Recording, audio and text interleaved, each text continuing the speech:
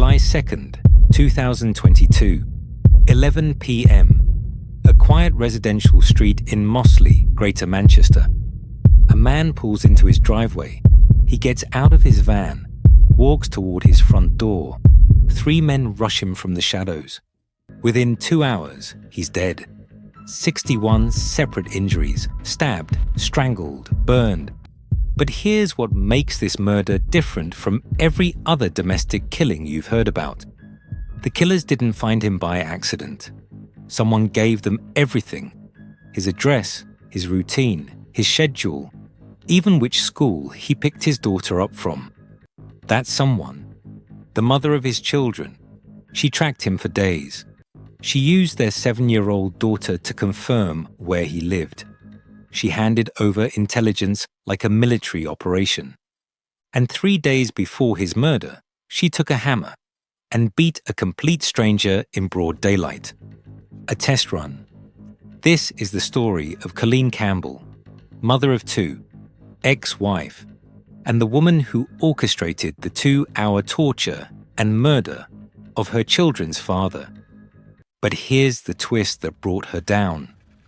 4 days after his death, at his memorial service, she hugged his mother and cried, "I loved him so much."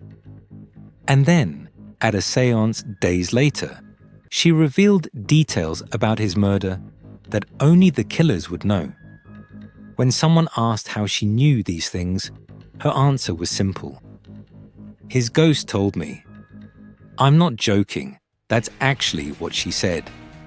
Before we dive into how a mother became a murderer, if you're interested in deep dives into criminal cases, the psychology behind them, and the jaw-dropping mistakes that bring killers down, you're in the right place.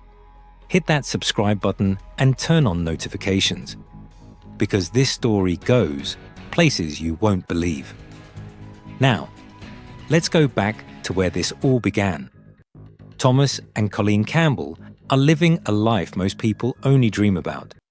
Brand new Audi A3, Mercedes C63, BMW X5, all with custom license plates, £10,000 holidays to Cancun, luxury trips to Bulgaria and the Canary Islands, designer clothes, jewelry worth more than most people earn in a year. They're posting it all on Instagram, flaunting it.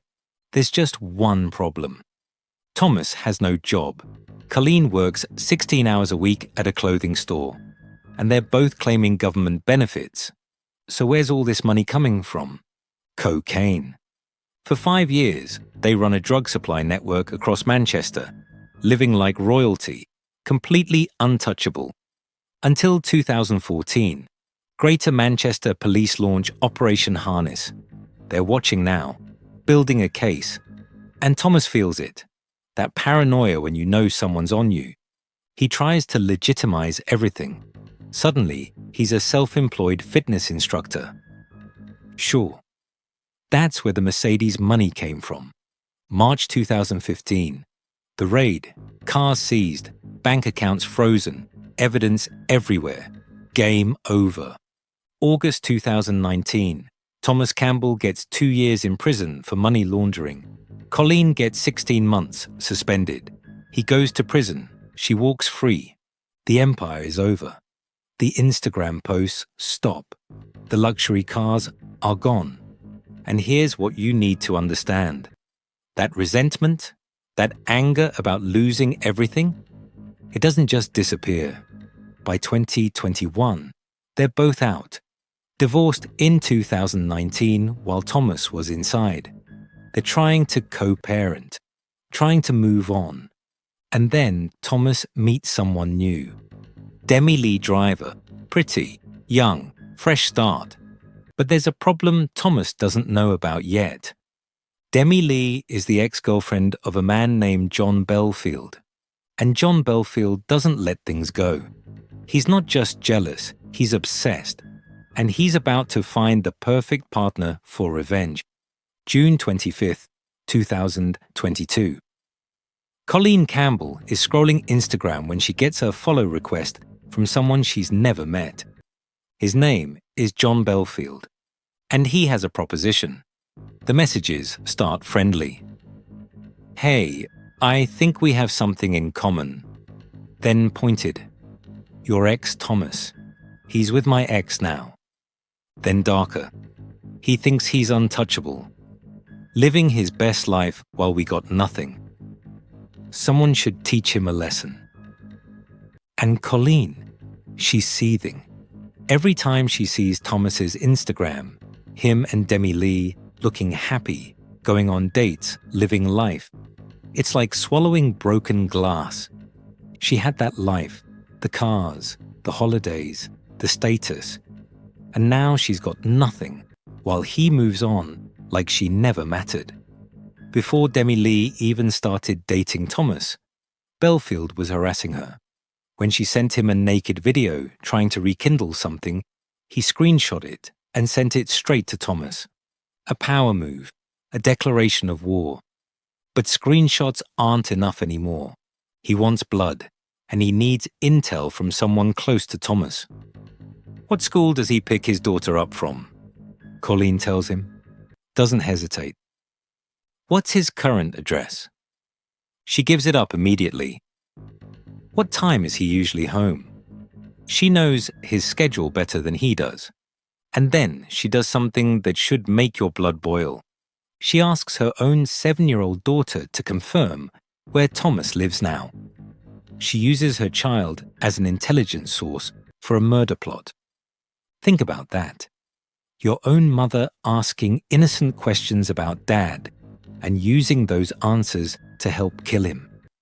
Bellfield recruits 2 men. Stephen Cleworth, a career criminal. Reese Stephen, muscle willing to do anything for money. He tells them the story. Thomas Campbell, former drug dealer, probably still has cash stashed. 2 Rolex watches worth stealing. But that's not really the plan. The real plan: make him suffer. Cleworth gets his assignment. Go to the primary school where Thomas picks up his daughter. Wait in the car park. Thomas pulls in, completely unaware. Just another Tuesday afternoon picking up his kid. While Thomas is waiting with the other parents, Cleworth crawls underneath his van and plants a GPS tracker. Now they can see everywhere Thomas goes, every stop, every routine, every pattern. They watch him for days, study his life like it's a science project. They even conduct a dress rehearsal. One planned ambush they abort because the timing isn't perfect. They want this just right. And while they're planning all this, Colleen's got her own violence to attend to. But before we get to what happened next, make sure you've hit that like button. These investigations take days of research, and your support helps keep these stories coming. Now, let's talk about the warning sign everyone missed. June 29th, 2022, 3 days before Thomas dies. Colleen Campbell pulls up outside a house in Ashton-under-Lyne. She's not alone, 3 others with her, and they're armed. Colleen's holding a hammer. Their target is Niamh Wasik, a woman involved in some love triangle drama with Colleen's friend. This isn't even Colleen's fight. She has 0 personal stake in this, but she doesn't care. 90 seconds. That's how long the attack lasts. Multiple people, multiple weapons, 1 victim. Bystanders have to physically pull them off before they kill her. Colleen and her crew run back to the car and speed away. Later, when Niamh is in the hospital and police ask if she wants to press charges, she refuses to cooperate. Too terrified.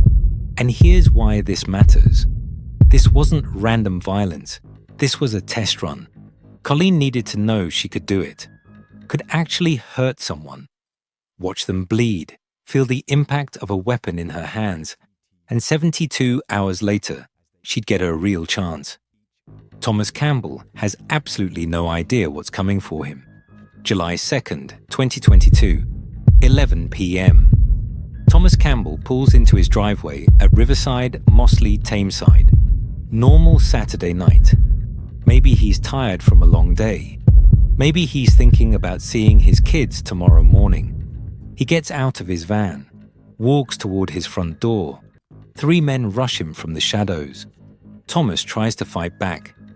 He's not a small guy. He's gym-built, strong, knows how to handle himself. But it's 3-on-1, and they're ready for resistance. They drag him inside his own house. What happens next lasts 2 hours. Let me say that again so it really lands. 2 full hours. You know how long a movie is? About that long. Now imagine spending that entire time being tortured in your own hallway. Every minute feels like 10. Every breath might be your last. They stab him, repeatedly, deliberately.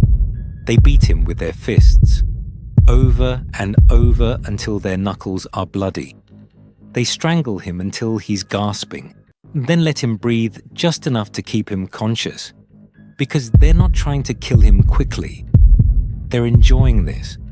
Then they strip him completely naked except for his socks, turn him face down on the floor, and they pour boiling water from a kettle onto his genitals and buttocks. They mutilate his face. Make sure even if he survives, he'll never look the same. By the time they finally leave through the back door, Thomas Campbell has suffered 61 separate injuries. Stab wounds, blunt force trauma, burns, strangulation marks, 61 ways they hurt him. And then he's alone, bleeding out in his hallway, in the house where he should have been safe. He dies there, on his own floor. July 3rd, 2022. Next morning, a neighbor discovers the body. Emergency. What service do you need? Ambulance. I'm sorry, I'm in shock. There's a body. There's kids on this street. I don't want them seeing this. Please hurry. The scene is horrific. Detectives who've worked homicides for decades say it's one of the worst crime scenes they've ever processed. Thomas Campbell, 38 years old, father of 2, tortured to death in his own hallway. But here's the thing that makes this even more twisted. While police are processing that crime scene, while forensic teams are documenting every wound, every bloodstain, every piece of evidence, Colleen Campbell is on Instagram. 13 years and 2 beautiful children. Forever grateful. I would do anything to hear your giddy laugh or your non-stop moaning just one more time. Post after post after post.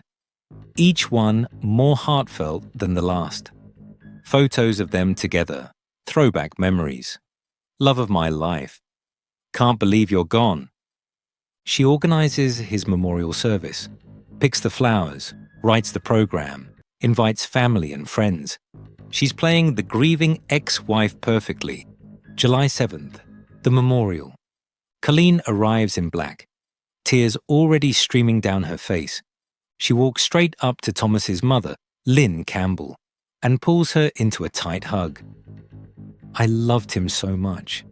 I can't believe he's gone. Who would do something like this to him?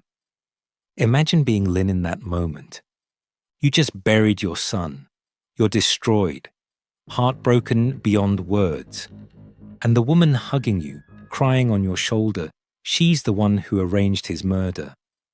But Lynn doesn't know that yet. No one does. Greater Manchester Police are moving fast, though.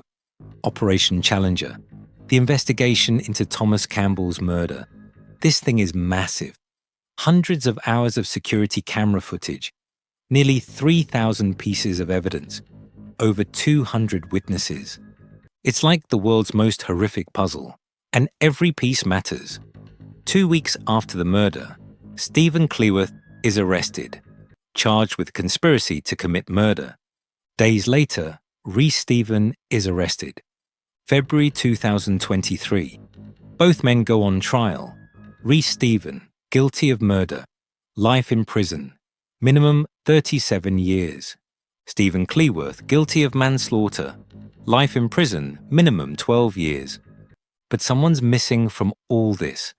John Bellfield, the ringleader, the architect of the whole plan.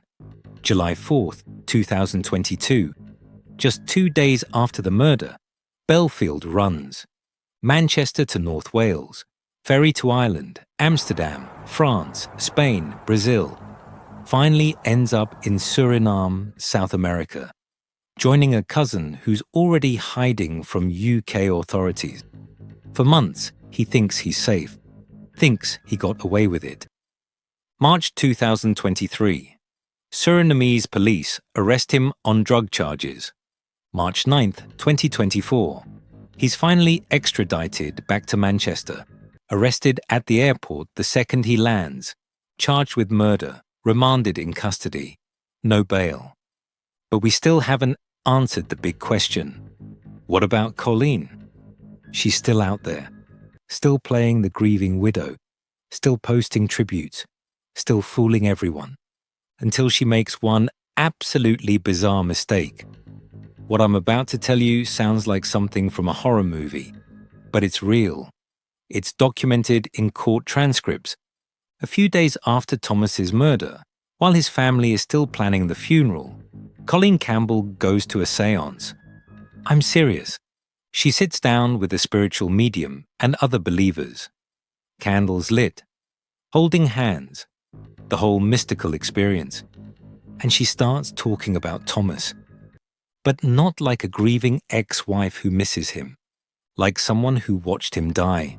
She shares details about his murder, graphic, specific details, the injuries he suffered, how many times he was stabbed, what position his body was in, the burning, the torture, things that make people at the séance visibly uncomfortable. And here's the thing, these are details that haven't been released to the public. Information only the police and the killers would know. The kind of details police specifically withhold to identify suspects. The medium is uncomfortable. Other people are confused and disturbed. Someone finally asks the obvious question. Colleen, how do you know all this?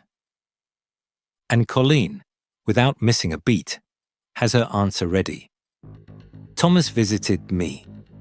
His spirit came through during the session. The clairvoyant channeled him. He told me everything that happened to him. Let that sink in. Her defense for knowing details of his torture, details only the killers would know, is that his ghost told her.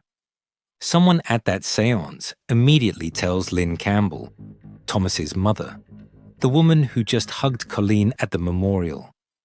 And Lynn knows instantly something is very, very wrong. Because those details Colleen shared, Lynn knows what the police told her and what they didn't. And Colleen just revealed things the police specifically kept secret. Lynn goes straight to Greater Manchester Police. You need to hear what Colleen said. The investigation pivots hard. They pull Colleen's phone records, her Instagram messages, her call history, CCTV footage from around her house. And there it is, clear as day. Multiple phone calls with John Bellfield in the days before the murder. Dozens of Instagram messages between them. Video footage of them meeting in person, sitting in a car, talking for over 30 minutes. The GPS tracker on Thomas's van, evidence linking it to Cleworth, who Bellfield recruited. The school pickup location, provided by Colleen. Thomas's home address, his daily routine, his schedule. All of it came from her. Colleen Campbell is arrested, charged with murder. The grieving widow act is over. The trial is lengthy. The evidence is overwhelming. But Colleen's defense is simple and completely absurd. I never meant for him to die. She claims the plan was only to steal 2 Rolex watches. Just a robbery that got out of hand. Right. Because you need a GPS tracker, weeks of surveillance, and detailed intelligence about someone's routine to steal watches. The prosecution lays out the timeline, piece by piece. June 25th, first contact with Bellfield on Instagram. June 29th, hammer attack on Niamh Wasik. proof of her capacity for violence. Early July, intelligence gathering, GPS tracker planted, surveillance conducted, dress rehearsal attempted. July 2nd, 2-hour torture session resulting in murder. The CCTV evidence showing her meeting with Bellfield. The phone records showing constant communication. The testimony from Thomas's mother about the séance and the details Colleen shouldn't have known. The fact that she used her own 7-year-old daughter to gather intelligence. The jury deliberates. On the charge of murder, not guilty. On the charge of manslaughter, guilty. The judge looks at Colleen Campbell and sentences her to 12 years in prison. She must serve 2/3 before she's eligible for parole. That's 8 years minimum. Colleen Campbell, mother, ex-wife, architect of torture and murder, locked away. April 2025. While serving her sentence at HMP Drake Hall, Colleen appears via video link in court. She pleads guilty to the hammer attack on Niamh Wasik, violent disorder, theft. Another conviction added to her record, another reminder of who she really is. June to July 2025. John Bellfield's trial finally happens. He pleads not guilty, claims he had nothing to do with it. His defense: I was at my sister's house watching Finding Nemo with my daughter when Thomas was killed. Finding Nemo. That's his alibi. The jury doesn't buy it for a second. July 3rd, 2025. Exactly 3 years to the day after Thomas's body was discovered. John Bellfield, guilty of murder. July 4th, 2025. Sentencing day. Mr. Justice Graham looks directly at Bellfield. You wanted Thomas Campbell to suffer. The attack was sustained and brutal. I have no doubt you took pleasure in his pain. Life in prison. Minimum 34 years and 261 days before he can even apply for parole. He'll be in his 70s. As he's led down to the cells, family members in the gallery scream, "Rot in hell. Rat. You fucking freak." Terry Campbell, Thomas's father, reads his victim impact statement in court. And honestly, this part broke me when I read it. There are no words to describe the loss of Thomas. We all live with a broken heart that can never be repaired. No parent should ever have to outlive their child. I'm not going to waste words defending Thomas's lifestyle. He made his choices. That's for others to judge. But I want to speak about my son Thomas, a son who we loved, a loving father to his children, and a good friend to many. 2 children lost their father, not to an accident, not to illness, to their mother's revenge plot. Think about that. These kids will grow up knowing their mother helped orchestrate their father's torture and murder. How do you ever process that? So here's what we're left with. John Bellfield, life sentence, will likely die in prison. Colleen Campbell, 12 years, eligible for parole after 8. Reese Stephen, life sentence, minimum 37 years. Stephen Cleworth, life sentence, minimum 12 years. And the third attacker, the one who was actually in that house during those 2 hours, still unknown, still out there, still free.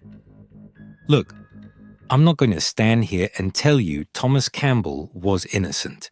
He dealt drugs, he laundered money, he lived a criminal lifestyle and made enemies. But did he deserve to be tortured for 2 hours and left to die in his own hallway? Number and his children, did they deserve to lose their father this way? To grow up with this trauma? Here's what haunts me most about this case. If Colleen hadn't gone to that séance, if she hadn't felt the compulsive need to share those graphic details, if she hadn't claimed his ghost told her, would she have gotten away with it? Think about it. She fooled everyone at the memorial. The social media posts were completely convincing. Even Thomas's own mother believed her grief was genuine. The police were focused on known associates, rival dealers, people from his criminal past. It wasn't brilliant detective work that exposed her. Not at first. It was arrogance, the compulsive need to talk, to show off what she knew, even if she dressed it up as supernatural communication. Thomas Campbell didn't visit his ex-wife from beyond the grave, but in the strangest way imaginable, his ghost did expose his killer. Because Colleen Campbell couldn't resist telling someone what she knew. And that one moment, that one bizarre, unbelievable seance, brought the whole deception crashing down. If this investigation made you think, if it raised questions about revenge, manipulation, and how far someone will go when they've lost everything, then do me a favor. Subscribe to this channel, hit the notification bell, because we're diving deep into cases that demand answers, failures that cost lives, and the tiny mistakes that bring killers down. Share this video with someone who needs to hear this story, because the more people understand how these cases unfold, the more we can recognize the warning signs. The hammer attack was a warning sign. The GPS tracker was evidence. The seance was the confession. And 2 children lost their father because their mother wanted revenge more than she wanted them to have a dad. Do you think Colleen's 12-year sentence was fair? Should she have been convicted of murder instead of manslaughter? What do you think should happen if they ever find that third attacker? And here's the big one. Do you actually believe she thought claiming "his ghost told me" would work? Drop your thoughts in the comments. I read every single one. Thanks for watching. Stay safe out there. And remember, some people are much more dangerous than they appear.